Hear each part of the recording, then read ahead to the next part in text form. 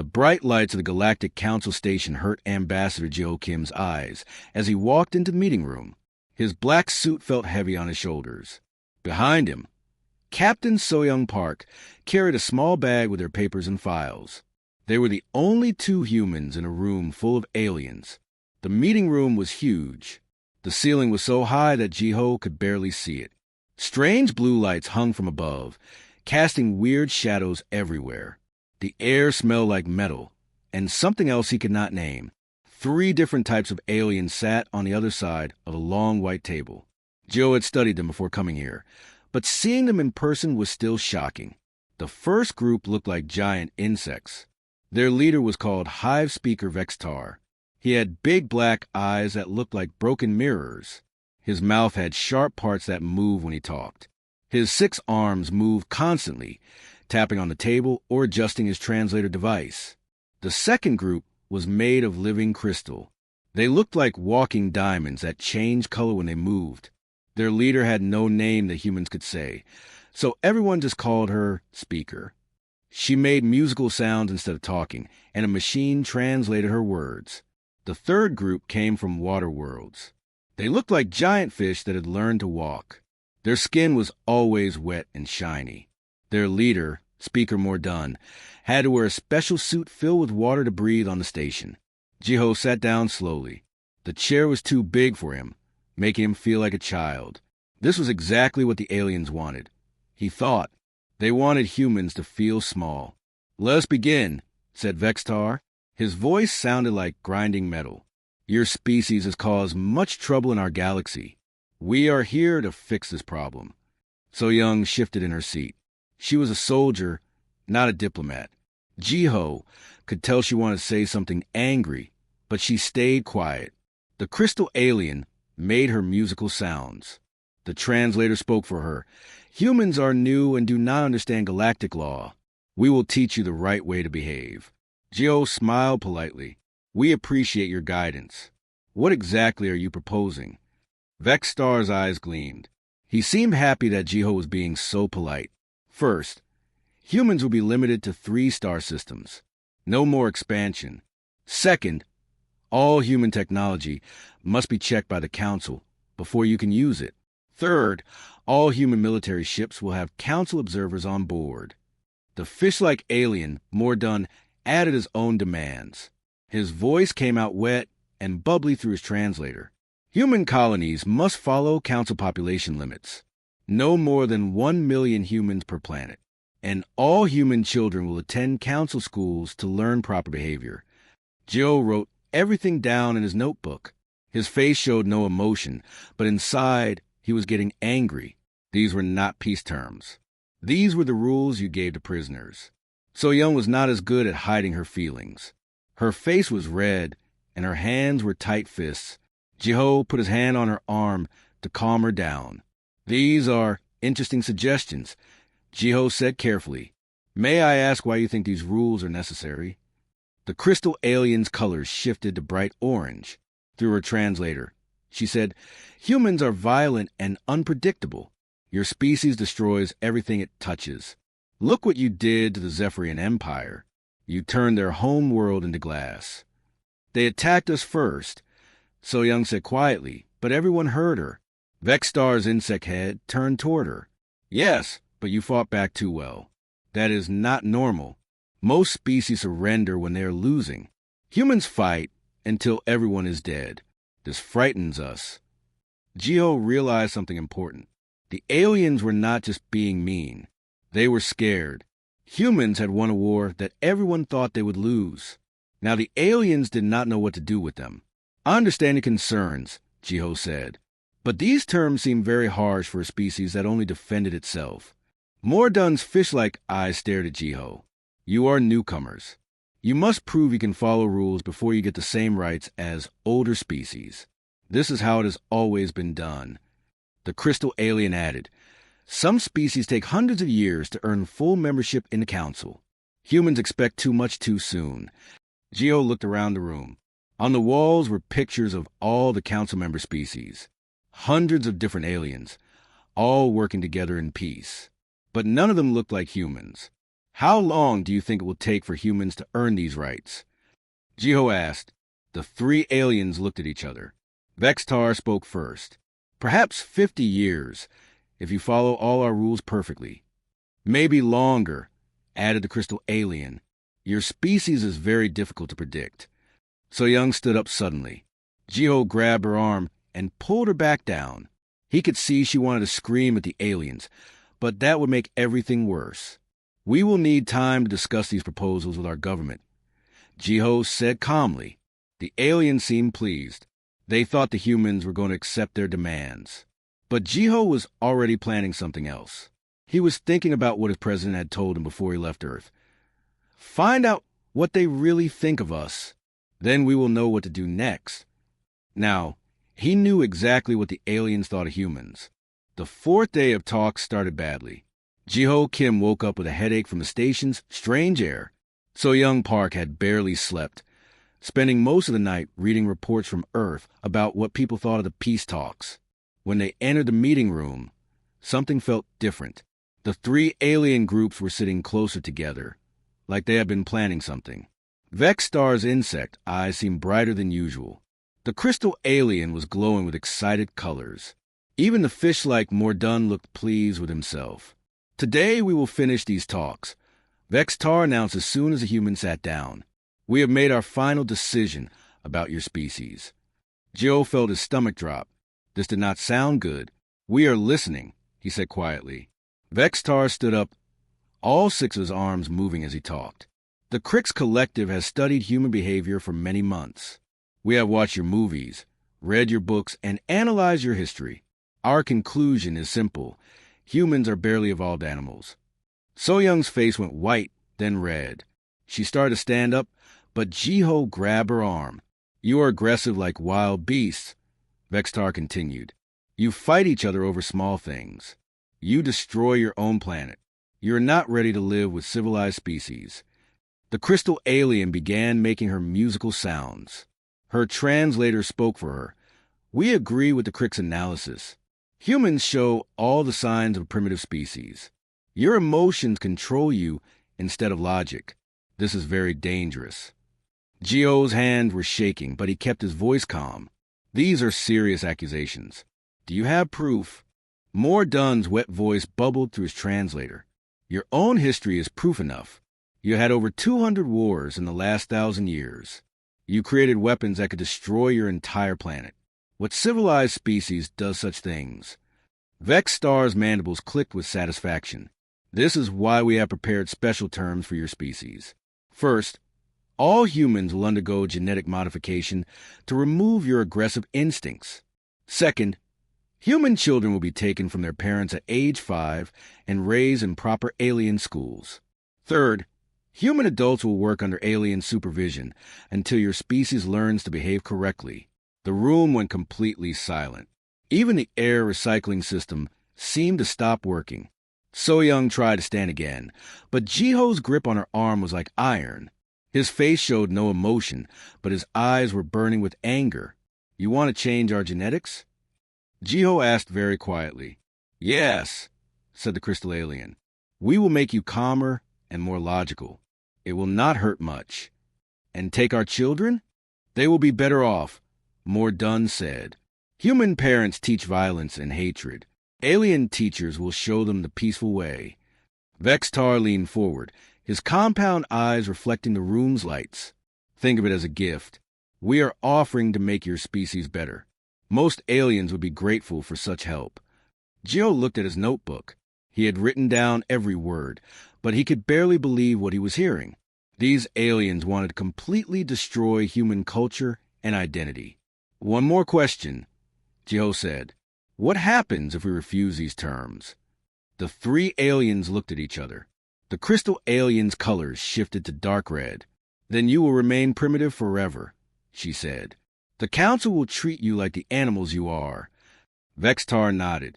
No trade, no technology sharing, no protection from enemies. Your species will die alone in your little corner of space.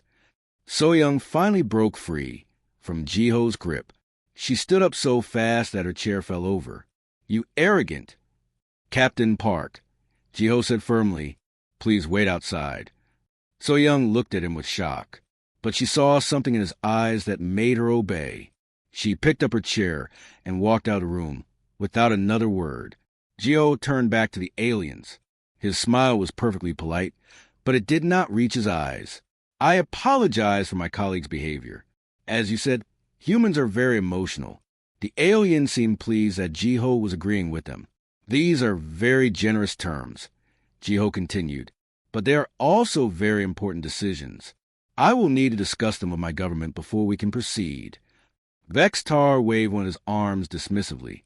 "Of course, take all the time you need. But remember, these terms are final. We will not negotiate further." "I understand completely," Jiho said. He gathered his papers and stood up. "I should contact Earth immediately to begin the preparation process." The aliens were practically glowing with satisfaction. They thought they had won. Jiho walked calmly out of the room, but as soon as the door closed behind him, he found So-Young waiting in the hallway. Her face was furious. "They want to turn us into pets," she whispered angrily. "I know," Jiho said. "Get our secure communication equipment. I need to talk to President Choi right now." "What are you going to tell her?" Jiho's polite diplomatic mask finally slipped away. For the first time since the talks began, So-Young saw the real anger in his eyes. "I'm going to tell her that the aliens just made the biggest mistake in galactic history." President Hygiene Choi stood at the podium in the United Nations building in New York. Behind her, the flags of every human nation hung still in the air. In front of her, representatives from 12 human colonies waited to hear her words. Cameras recorded everything, sending her speech across space to every human world. Her face was calm, but her voice carried a strength that made everyone listen carefully. "Yesterday, our diplomatic team was offered terms of surrender disguised as peace," she began. "The aliens of the Galactic Council believe humans are animals that need to be trained. They want to change our children, control our minds, and cage our spirits." She paused, letting her words sink in across the galaxy. "They have forgotten something important.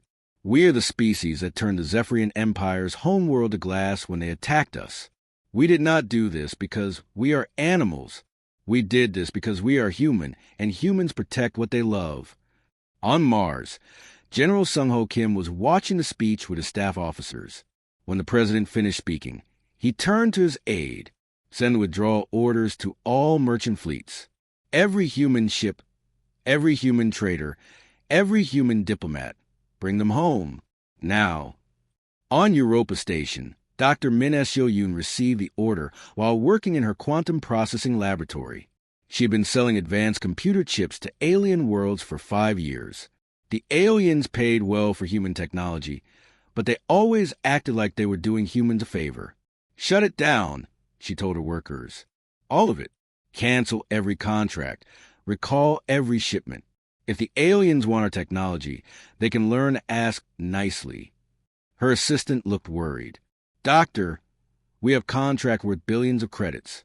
The legal penalties will be nothing compared to what we're about to show them," Min Seo said with a smile. Engineer Dong-hyun Shin was deep in the asteroid mines of the Kepler system when the orders came through. His mining operation provided rare metals that 3 different alien species needed for their industries. The metals could only be found in certain types of asteroids, and humans had become very good at finding them. "Pack it up," he told his mining crews. "We're going home." "But, sir," one of his foremen said, "the Delonians have a contract for 50 tons of trilithium next month. If we don't deliver, then they'll learn what it feels like to need something they can't have." Dong-hyun replied. The aliens noticed the changes within hours. Trade ships that had been scheduled to arrive at alien ports never showed up. Communication channels went silent. Human merchants who had been selling goods in alien markets packed up and left without explanation. On the Crick's homeworld, Hive speaker Vextar was in his command center when reports started coming in. Human quantum processors were essential for Crick's defense systems. Without them, their shields and weapons would start failing within weeks.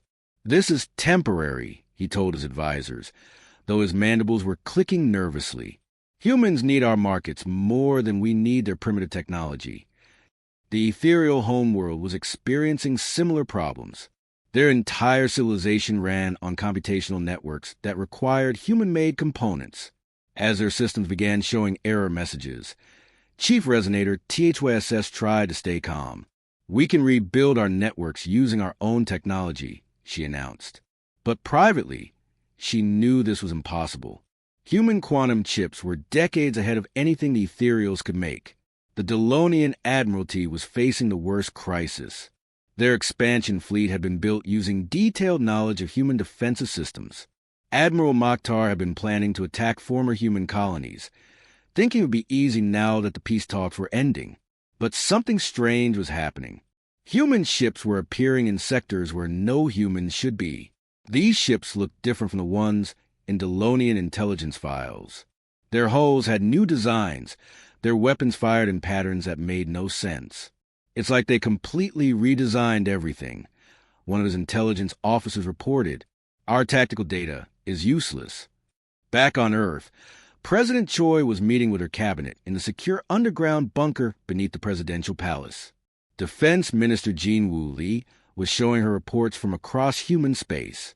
"The withdrawal is going better than expected," he said. "Our people are angry about what happened at the peace talks. They're working twice as hard to prove the aliens wrong." "What about our colonies?" the president asked. "Can they survive without alien trade?" Economic Minister Eugene Park nodded confidently. "We've been preparing for this possibility for months. Every human world has hidden manufacturing capabilities that we never told the aliens about. We can make everything we need. And our military situation?" General Kim's report was encouraging. "The aliens have been watching our old ships and old tactics for years. They think they know how we fight. But we've been secretly developing new weapons and strategies. When they come for us, they're going to get some very unpleasant surprises." President Choi smiled for the first time since the peace talks began. "How long before the aliens start feeling the pressure?" "The Cricks will start having defense system failures within 2 weeks," Defense Minister Lee reported. "The ethereals will lose major computational power within a month. The Delonians are already discovering that their intelligence about us is completely wrong." "Good," the president said. "Let them remember what it feels like to need something from the primitive humans." Outside, the Earth continued turning. Across 12 human worlds, factories worked day and night.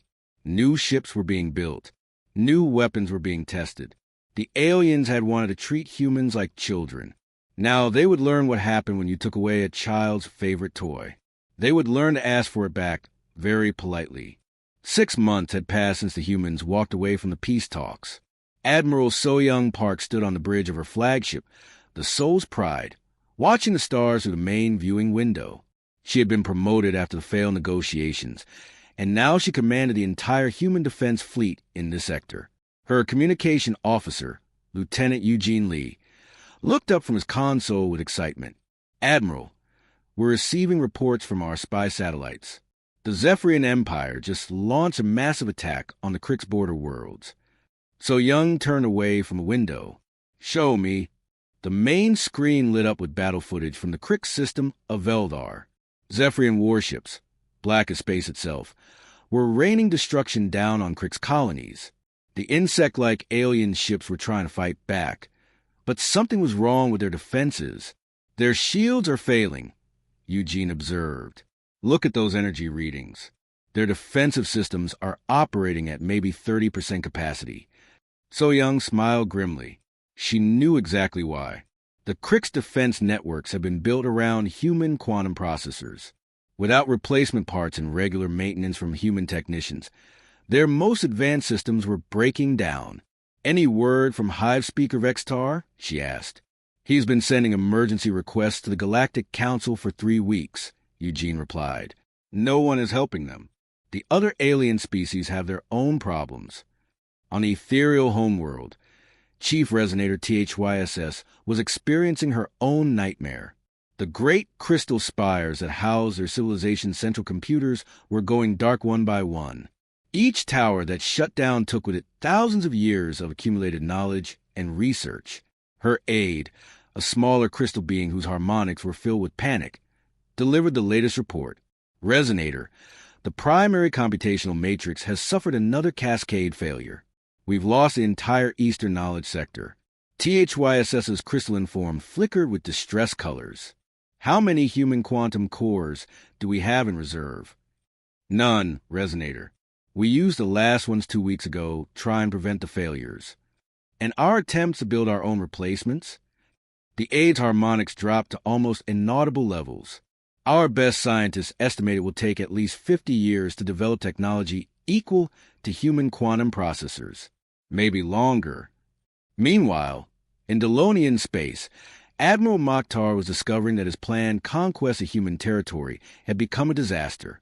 His fleet of 200 warships had been designed specifically to fight humans, using stolen tactical data and captured human technology. But the humans they encountered bore no resemblance to the ones in their intelligence files. Report, Mokhtar gurgled to his tactical officer. Admiral, we've lost 37 ships in the last month. The human vessels are using completely unknown technology. Their weapons cut through our shields like they don't exist. Their ships move in ways our computers say should be impossible. Mokhtar's gill slits flapped with frustration. How can an entire species change their technology so quickly? His intelligence chief, a scarred veteran of many battles, had been asking himself the same question.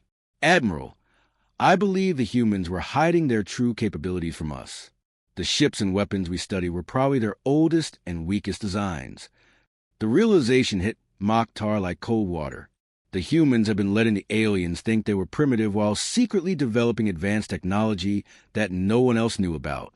Back on Earth, President Hygiene Choi was receiving daily reports about the chaos spreading through alien space. She sat in her office with Defense Minister Jean-Woo Lee, reading the latest intelligence summaries. The Zephyrians have taken 4 Krix worlds, Jean-Woo reported. The Krix are requesting emergency assistance from anyone who will listen. No one is answering. What about the Ethereals? Their civilization is collapsing. Without our quantum technology, they can't maintain their knowledge networks. Some of their colony worlds have already gone completely silent. And the Delonians? Jean-Woo smiled. Admiral Mokhtar's invasion fleet has been reduced to fewer than 100 ships. Our new stealth cruisers are picking them off one by one. He doesn't even know where we're attacking from. President Choi looked out her window at the city of Seoul. Life was continuing normally for most humans.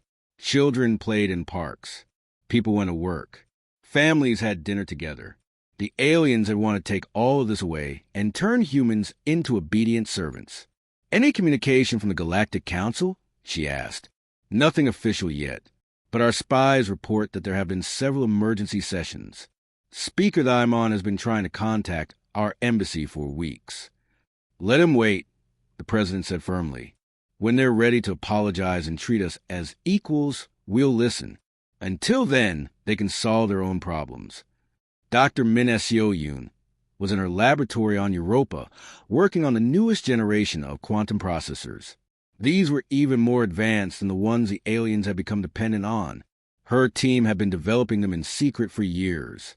Doctor, her assistant said, we're receiving dozens of messages from alien governments. They're offering incredible amounts of money for even our old quantum cores. Min Seo looked at the messages scrolling across her screen. The offers were getting more desperate each day. Some aliens were offering their most precious technologies in exchange for what they now realized were essential human components. Delete all of them, she said calmly. When someone insults your family, you don't sell them gifts. You let them learn to be polite. The galaxy was learning a hard lesson. The species they had dismissed as primitive animals actually held their entire civilization together. And now those animals were nowhere to be found. 1 year after Ambassador Jo Kim walked out of the peace talks, a very different meeting was taking place on Earth. This time, the aliens had come to the humans. Secretary of Interspecies Affairs Kim sat in his new office in Geneva, looking out at the snow-covered mountains. The building was brand new, built specifically for meeting with alien visitors. But for the past year, it had been mostly empty. No aliens had been invited to Earth. Today was different. His assistant, Deputy Director So Young Park, entered the office carrying a thick folder.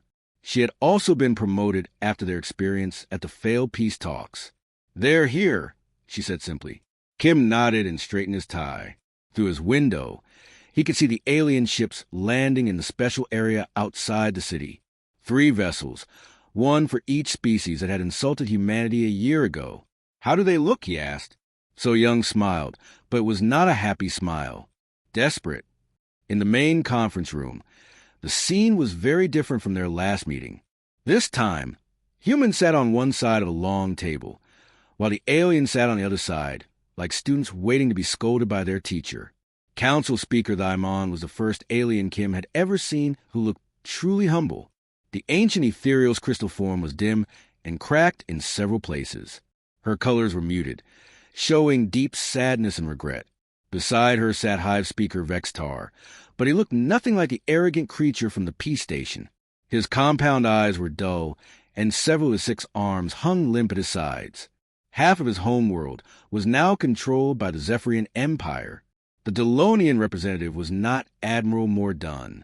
That particular alien had been killed when his flagship was destroyed by human stealth cruisers. In his place sat Speaker Velna, a smaller, younger Delonian who kept her head down and rarely made eye contact. "Secretary Kim," Thaimon began, her harmonic voice barely audible through the translator. "We have come to Earth to apologize." The word seemed to cause her physical pain to speak. In all of galactic history, the Council had never apologized to anyone. "We are listening," Kim said politely, but his tone was cold. Thaimon's crystal form flickered with shame colors. "1 year ago, we made a catastrophic error in judgment about humanity's place in galactic civilization. We treated you as inferiors when you were actually essential to our survival." Vextar's mandibles clicked nervously as he added, "The Crix Collective has lost 4 worlds to the Zephyrians. Our defense networks failed because we needed human technology to function properly." Speaker Velna spoke in a whisper. "The Delonian Admiralty's invasion fleet has been completely destroyed. We discovered that our intelligence about human capabilities was completely wrong." Kim leaned back in his chair. So Young was taking notes, but she was also watching the aliens with obvious satisfaction. These were the same creatures who wanted to genetically modify humans and steal human children. "What exactly are you asking for?" Kim inquired. Thaimon's harmonics became even quieter. "We are requesting that Earth return to galactic politics. The Council offers humanity full membership with equal voting rights, territorial recognition, and complete technological exchange agreements." "As equals," Kim emphasized the word. "As equals," all 3 aliens said together, their voices mixing into a strange chorus of defeat. Kim pretended to consider this for a long moment.